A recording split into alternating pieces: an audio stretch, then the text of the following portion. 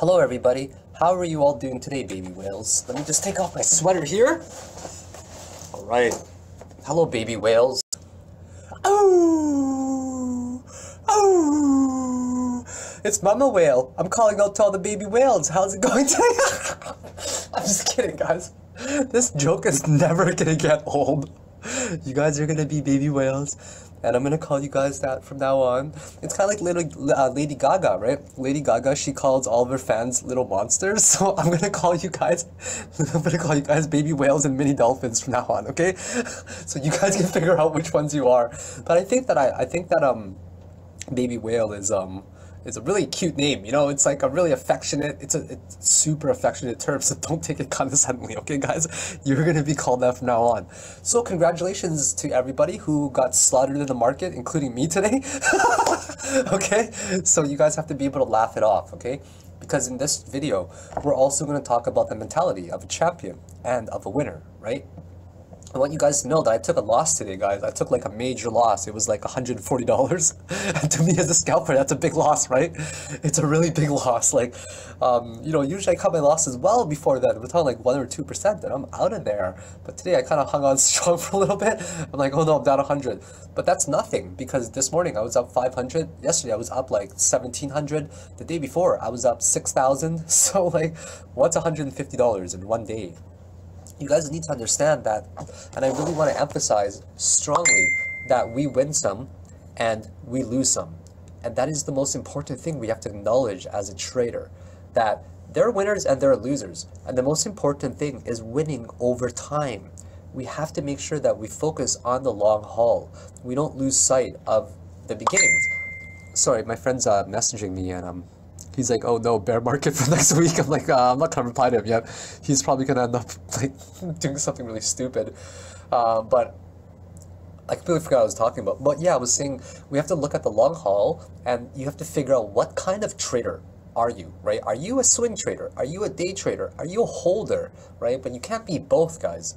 The moment that you are, if you're a day trader, okay, and then you don't stick to your strict stop loss, your discipline, your rules that you have already set up for yourself, and then all of a sudden the market goes against your play and you're holding your position, well, guess what? You just turned yourself from an investor, or sorry, a trader, to an investor, right? So are you doing this for the long haul, or are you going to stick to your plan? Myself, I've got it down in terms of managing my losses, right?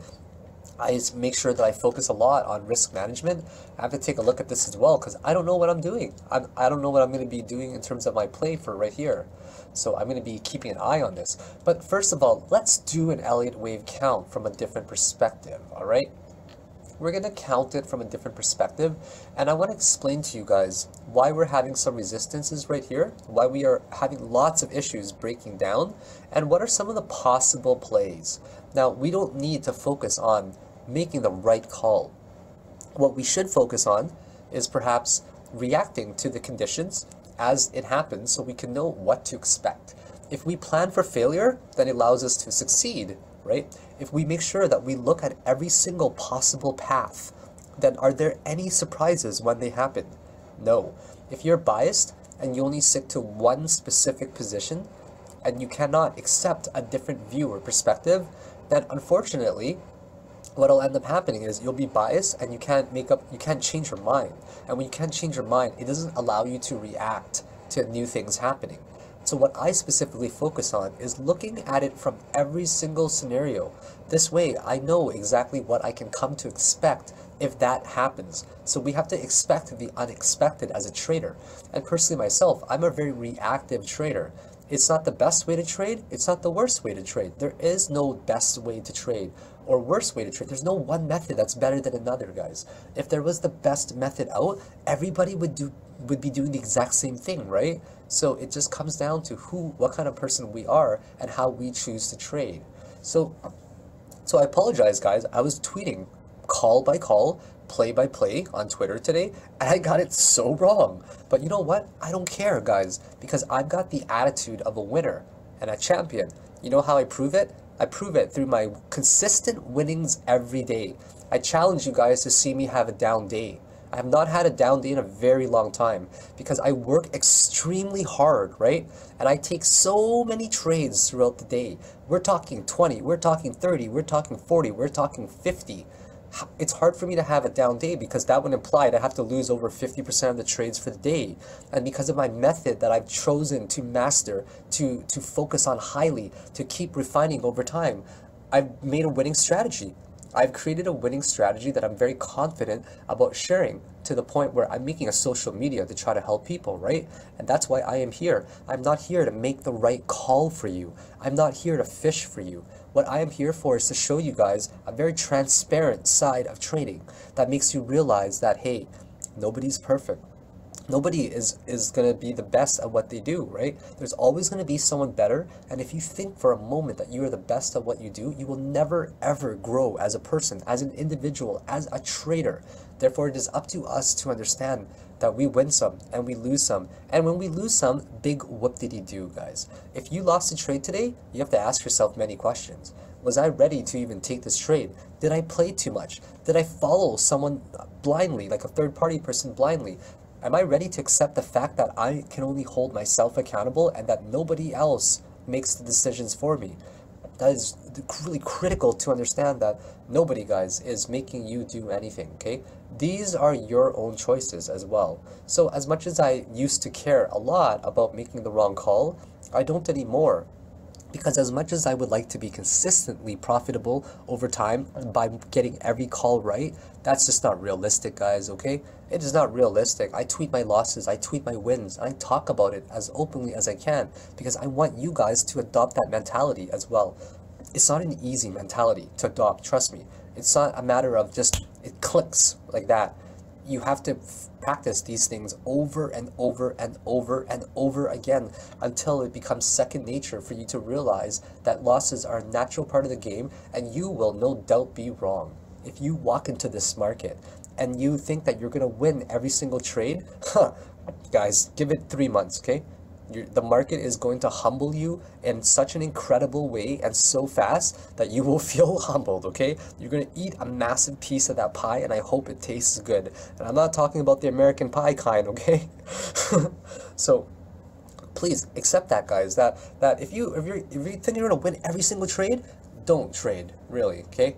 And on another note as well, if you guys think that Bitcoin is doomed, this is probably not the environment for you to be in. If you just say to yourself, such as, oh, what do you think of Tether right now? It's really unsafe. Well, Bitcoin is probably just as unsafe as Tether, I would say, when you consider in all the factors of how we're investing in almost nothing right now, and it's just a digital asset, right? Yeah, definitely it's got applications in the world, right? But you have to admit that cryptocurrency is an incredibly risky thing to be doing right now. And us, as early adopters, we have to make sure that we understand these risks, right? We have to make sure that we know that we should only play what we are absolutely willing to lose. We also have to make sure that we know that nothing is ever guaranteed. And once we accept these things, guys, we can easily grow as a trader. So I hope that you guys understand that losing is the most valuable lesson that you can ever come across, okay?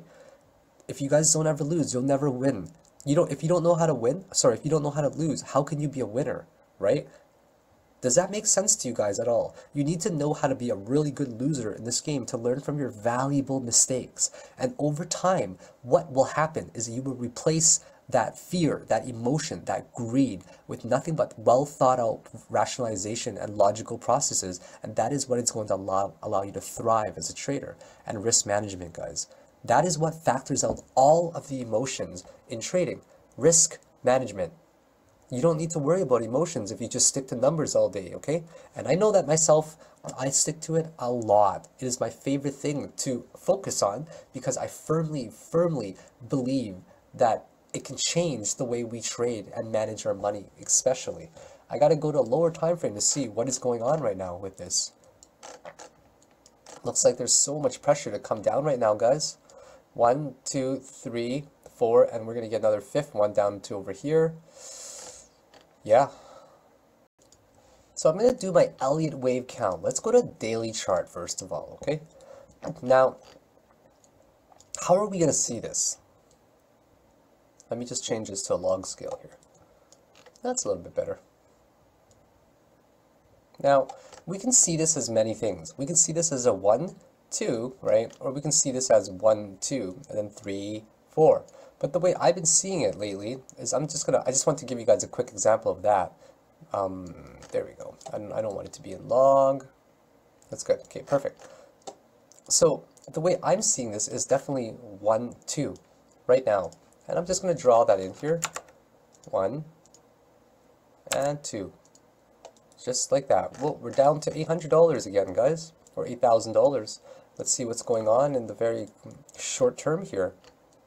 So let's see what kind of targets, just for fun, this one is actually hitting. Is it hitting a 1618? Yep, it's hitting a 1618 right now.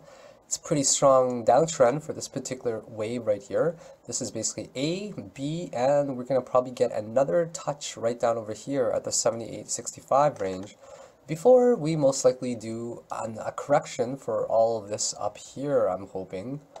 Maybe a dead cat bounce level. It's not looking good right now, though, from what I can see, okay? So let's get into this again. So if we call this 1 and 2, could this be the very bottom? Now, it's our job as an Elliott Wave analyst to try to look at all possible paths. And you guys have to see yourselves as a scientist. If you see yourself as a scientist, you're trying to hypothesize something, right? You're creating a hypothesis, and now you're going to go through a series of experiments and make sure that you rationalize it out to see if you can reach some sort of conclusion, right?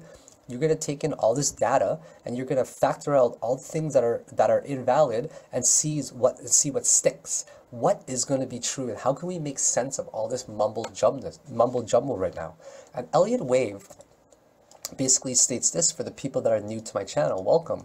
1, 2, 3, 4, 5. That's it. Simple as that. Against the trend, right? This will make, for example, an A, and this will make a B and C, like that. Okay? So this would be a typical zigzag, 5, 3, 5, coming down right here. Just like that. 5, 3, 5. And this could possibly make an A, B, and a C, like that. Okay? So now that we have this out of the way, let's talk about where our 1, 2, 3, 4, and 5 is. Now, I've changed my count a little bit to see what makes more sense now. So the way I'm going to do my count is definitely like this. A, B, and C. I'll change this to a better degree so people don't criticize me. I'll change it to a millennium. No, not a millennium. Let's go to a super cycle. Yeah, I like super cycle. That's good. Is this 2? Okay. If there were 2 from 1 to 2 here like that, okay, or sorry, from B to C has to have this, guys. It has to have a 5-wave structure like that. It is the rules of Elliott Wave, and these waves, they ebb and they flow in every single time frame. And without 5 waves from B to C, there is not a possible way for this to be at the end of a cycle. Okay? There has to be 5, and you guys need to understand this is a very strict rule. There is no such thing as skipping an Elliott Wave. Okay? You cannot have 3 waves only and then start something and skip. You make sure you guys read up on Elliott Wave to understand the psychology behind it and why it works especially as well, okay? I need you guys to understand that there's not possible for us to start an uptrend before something happens with 5 waves. Now we're going to try to count 5 waves and see what makes sense and what doesn't make sense right now. So the way I'm seeing this right now is this now, okay? We're going to call this 1. And we're going to call this 2. We're going to call this 3. Okay? And we're going to say, where is 4? Where the heck is the 4th wave? Is it somewhere in here? Does that look kind of nice? Right? That does look actually very nice like that. Before I was drawing it as 1, 2, 3, and then 4, and then I counted 1, 2, 3, 4, 5, which is okay as well, alright? This does a pretty good job as well, I have to admit. So now, how are we going to count all of this? Okay, this here, to me, is counted like this. All of this is 1, this is 2, this is 3, this is 4, and this is 5, right in here. We have a very, very strong first wave. And that's okay. I'm cool with this. This count makes a lot of sense to me right now by taking this fractal here 1, 2, 3, 4, 5, which makes the third wave. And then the fifth wave is not that strong because we had a very, very strong first and third wave right there. Now, Elliott wave says that wave 3 is often the longest, but never the shortest, okay? So we are actually conforming to that rule just fine right now. Not only are we conforming to it, but using some targets, we can actually generate some targets. For example, if I actually took right here from Elliott wave B to about right here, okay, I say to myself though, well, wave 3 does not have that much of an impulse move down compared to wave 2. Or sorry, wave 3 is much shorter than wave 3. That's fine, as long as wave 5 is actually smaller than the rest. So as long as wave 3 is not the shortest, that's really all that matters, guys, alright? So what we see here right now says that wave 3 is shorter than wave 1, and it actually didn't quite hit the target of 1 to 1. That's interesting, right? And then if we counted that, this would be 1, 2, 3 right there, 4, and 5. I'll change this to a different cycle. Let's go to like a, let's go to minor. Actually, let's go to minuet. Minute's good. And this one, I'll change it to sub-minuet. All right, so this looks like a really good count now, doesn't it? 1, 2, 3, 4, and 5. 1, 2, 3. Yeah, it actually looks great. Actually, this is a whole corrected pattern in here, where this one right here does basically an ABC, 1, 2, 3, 4, 5, which goes up to 4 and then comes down. And this one makes a beautiful 5 wave as well, right in here, with the first wave leading diagonal, right here, and to there. And that finishes off with a beautiful ending 5th wave diagonal as well. So that's nice, right? These are ending 5th wave diagonals, which are easy to play, found in C positions commonly. That probably would have been easy to play if I'm playing it back then, but I wasn't quite. Okay, now that we know, or we think that that's 1, 2, 3, 4, 5, ABC, what is the rest, okay? What is the rest? The way we would see this, first of all, is let's try to isolate this big wave coming down here. 1, 3, 4, and 5. That looks pretty good to me. What do you guys think? So 1, 2, 3, 4, 5.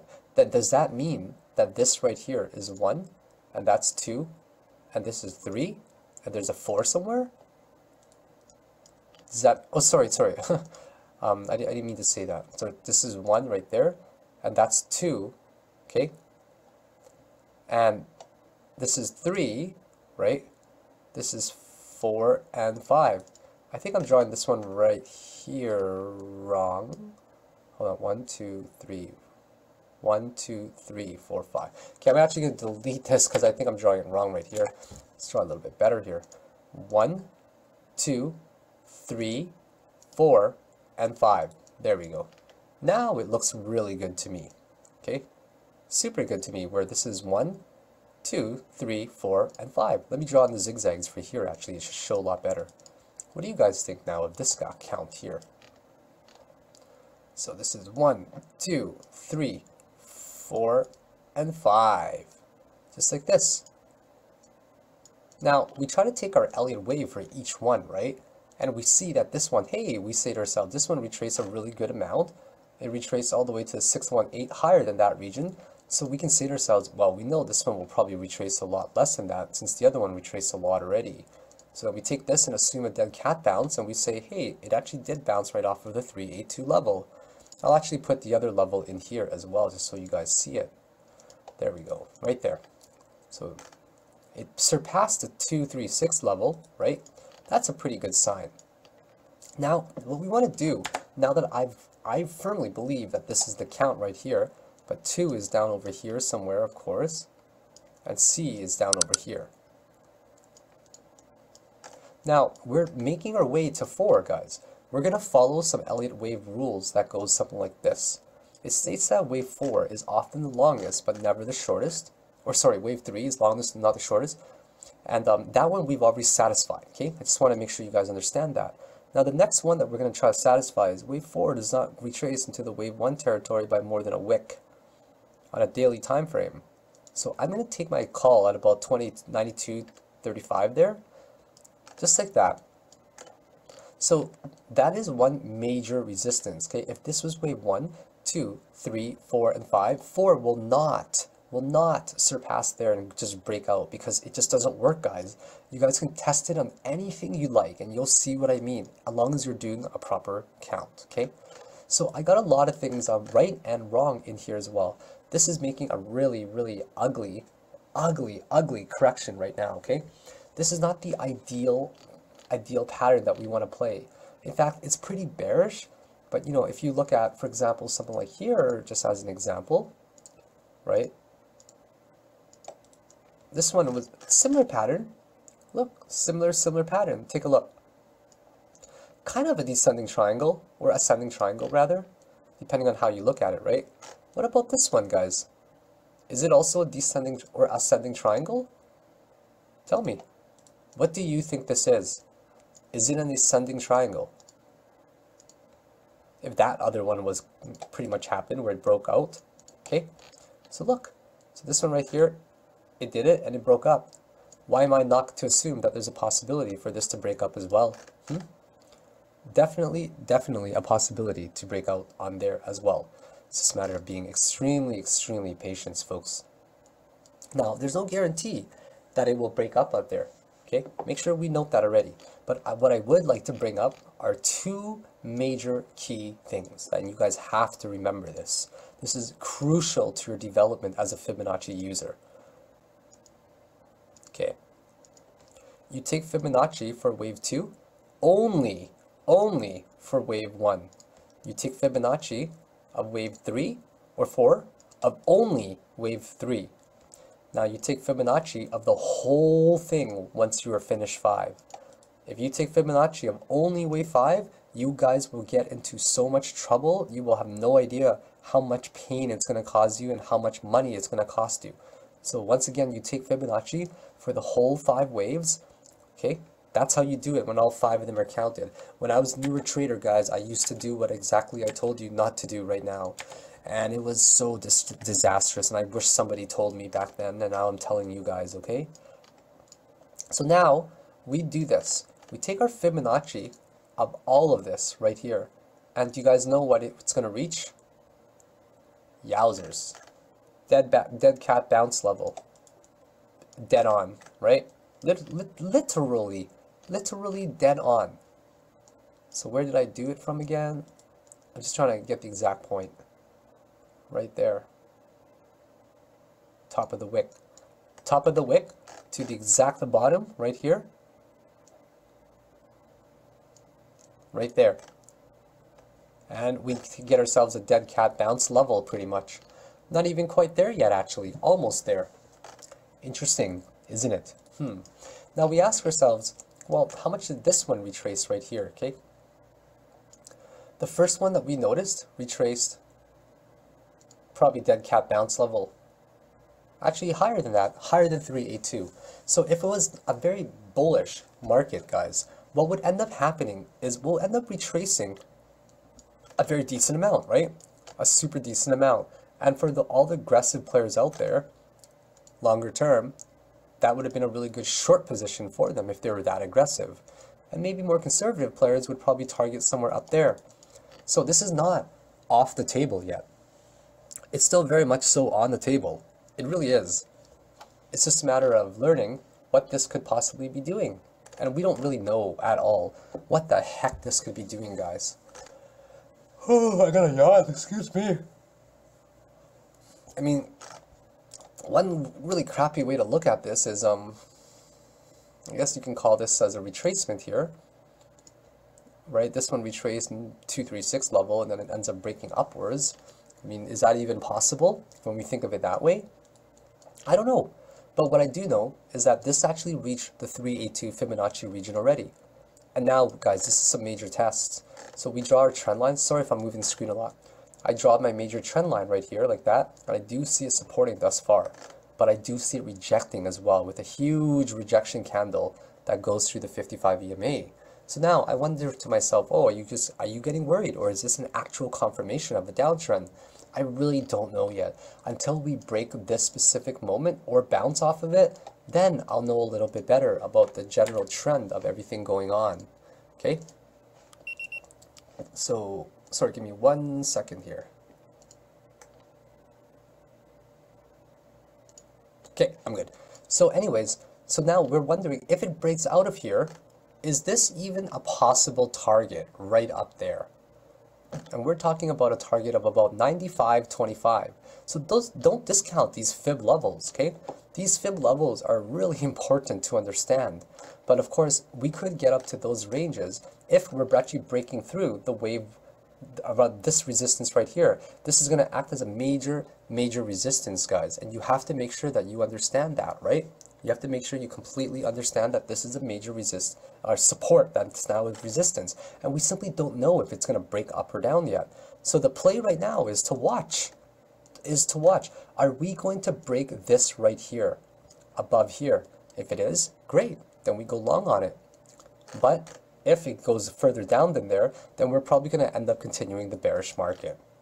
Now, if you look at here, if this one reached pretty much a one-to-one extension, let's see how much this actually reached so far.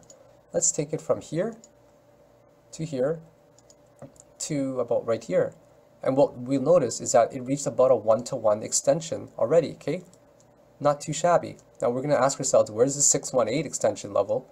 That's really far down. We probably don't even want to look at that right now. But we already reached the 618 extension, which is definitely fairly decent. Or sorry, the one-to-one extension there. Now let's also go to our Fibonacci and see what kind of Fibonacci ranges it got to. So I'm a little bit scatterbrained today. I'm probably going to go to sleep after this. I'm extremely tired. So I come down here and we see that, hey, it's already reaching to roughly the 618 to the 786 region. But guys, that is really not, it's not even great yet, okay? It's not even, Bitcoin likes to correct to the 786 level. I will put it that way, okay? It loves to correct to the 618 level. It's kind of its magic number. Just like Bitcoin Cash, or sorry, Bitcoin, Cash right now as well. That one likes to correct to a pretty good number around there as well. So guys, my bearish scenario is still in play, unfortunately. I mean, are we really going to break this and go up right now? Are we? That's a big question. If we do, we got to break these key numbers right here. Even 8,600 first, which seems to be a really big hurdle right now. And then if we break that, we got to see if we can even break a decent Fibonacci range, which I will draw in here again for you guys. And I don't think that we're done correction at all. The purpose of this video right now is only to see, guys, what kind of fib range we can get up to. That's it. Are we going to go up to right here, or are we going to go here? The purpose of this video is basically to figure out when I'm going to enter a short position. I'm not kidding, guys. When am I going to enter a short position? Because it's going to happen. I'm going to enter a short position anywhere between 95, 96, or sorry, 85, 8600, or even 9200 around there, okay? That is going to be kind of my magic numbers right now to enter. I don't see us getting higher than the wave 1 territory, right? So I'm now just actually timing my entries right now. So I'm looking at the daily and I see the volume just dying off, guys. It's really hard for me to see that this is going to be an uptrend going up further. Because every time, guys, the volume started to die off, we ended up taking a massive correction. Now, guys, you guys probably want to know what I think it's going to get up to, I'm guessing, right? Now, don't forget that I'm no financial advisor, guys, and I suck compared to day trading, right? At doing things very long term. So I'm just doing my projections based on Elliott wave, like how I would do it for anything else during the day, which is really no different. But keep in mind as well that I specialize in a very different place, right? I specialize in day trading. I specialize in giving little tips here and there to try to help out. I don't specialize in making really long-term predictions, guys, and we all know that already. But I do have to give my 2 cents because it still affects me and what I do as well. So let's take our Fibonacci extension right here of that particular wave. So my target is still around there. If I go 1-to-1 from the very first wave, yeah, it's about 4,680-ish. I know it sucks to hear that, guys. that we could lose half of our value, right? But unfortunately, yeah, unfortunately that is possible. I know you guys really don't want to hear that. I feel really bad for saying that, but right now is a matter of breaking it down, looking at it on a lower time frame and saying, hey, is it gonna bounce up to these regions here and break up? So I would be noting this incredibly carefully. If it does, then I will target 9,200. And I don't think it's going to break 9,200. We need to have a massive rally for the bulls to do anything drastic right now to change it, okay? But as it stands right now, nothing is actually changing whatsoever. The bulls are not regaining control in any way, right? I'm not even going to go through indicators right now. I'm just going through price action. I'm just going to do trendline analysis and Elliott wave.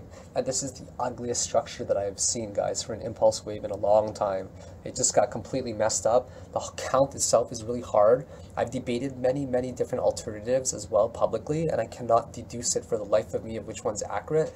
I've talked to some of the top analysts right now that you guys probably follow as well, including some very professional ones, geniuses. They cannot figure it out for the life of them right now as well, okay? It's a hard count. I'm just opening up my Pepsi. Give me a sec. Oh, I love Pepsi, but I like Dr. Pepper more. So guys, as far as we stand right now, I'm waiting. I'm truly waiting. And you guys need to exercise patience yourselves as well, okay? It is incredibly important during these moments for us to exercise patience and be extremely calm. And most importantly, guys, never enter without any type of confirmation. So as it stands, I'm sorry to tell you guys this once again, but I'm going to keep it real, okay, guys? I have to make sure you guys know what I know. And as a day trader, right now, I do see opportunity right here. But am I going to enter it? No, I'm not going to, because it's too risky for me, guys. It's too risky for me to enter these swing type positions. And to me, this is more of a swing type, like a few days, you can say, right? I'm a day trader. I will take advantage of the volatility for that specific moment in that day in a very short time frame. And I don't see anything right now that I can take advantage of other than being extremely patient. Do I want to risk just entering a position here and going there?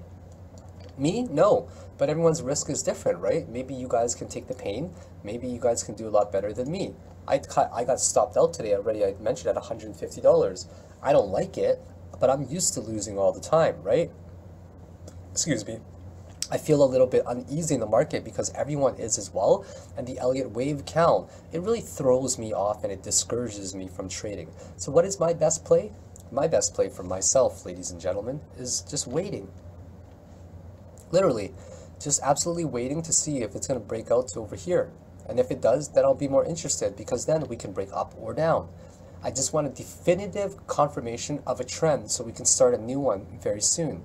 So if we break down here, guys, there's no doubt in my mind if this 382 fib region that we just got to right here, if that 382 fib region that we got to right here is the highest that we get to, I'm doing it wrong, sorry. Let me just get it out again here.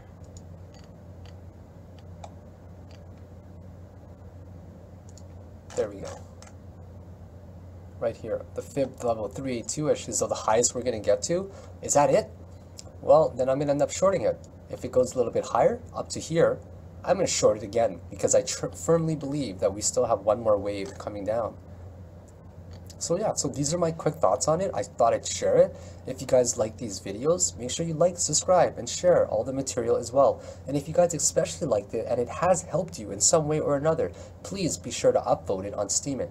And most importantly, guys, yeah, please just stay cautious. You know, that's one of the most important things. And please make sure you stick to your stop losses. I've heard a lot of people today either just go through a world of pain, and I don't like to hear those kind of things on Twitter. I want to make sure you guys are exercising extreme patience and caution. Holding and hoping just simply never works. Okay, guys? Other than that, have a great day. If you guys think I'm doing a great job and I have helped you out in some way or another, you're welcome to donate to the cryptocurrency piggy bank as well to Luna and I. It just goes straight towards her alcohol. You guys know that she's a big drinker. And other than that, baby whales, make sure you like, subscribe, and share all the content as well. And have yourselves a great day. And I look forward to creating a new one for you tomorrow. A new video, that is. Bye now.